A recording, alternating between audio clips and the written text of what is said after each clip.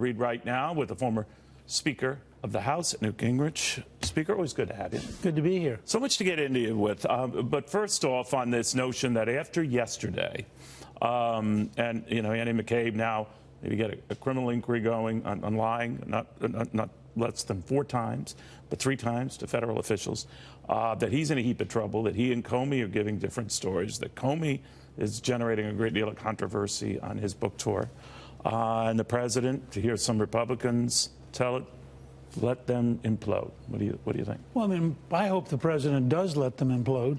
Comey has been shrinking with every interview. I said he started at 6'8". He'll be around 5'2" in size by the time it's over. But it's deeper than that at 2 levels. One is you now have the #1 and #2 people in the FBI directly contradicting each other, which means if they end up in a criminal trial, I mean, the whole imagery of the director of the FBI and the deputy director testifying opposite in a criminal trial situation, it tells you how sick the very top of the system had gotten. The other is the memos that have now been released by Comey. If I understand them, what I've been reading this morning, Comey actually deliberately told the president about this so-called Russian dossier in order to set up a CNN story, and did so apparently in collusion with the director of national intelligence, who's now a CNN commentator. But you begin to read these things and you realize this was almost sick, what they were doing. This was a totally phony document paid for by the Clinton campaign. None of it has been proven, and yet people deal with it as though it's factual.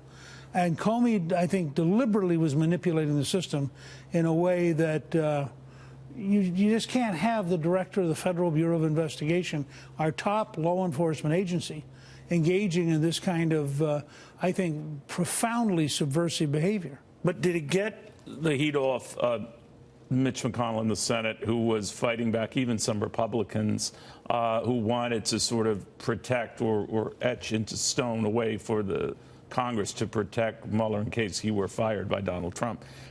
That's not necessary anymore. Well, it's not necessary, and frankly, I think I saw Leader McConnell 2 days ago said he wouldn't bring the bill up. Right. And he made a pretty profound point, which is that bill doesn't become law unless it's signed by Donald Trump. And the president's never And Donald Trump ain't signing it, so the whole thing is an exercise in publicity. But it's deeper than that. Mueller, I suspect, is watching this spectacle of the top 2 people in the FBI, each potentially having criminal liabilities.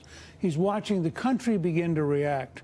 He's learning like the rest of us. I don't think that Mueller knew that this entire collusion story was a Hillary Clinton campaign paid for special that has no validity, that was manipulated.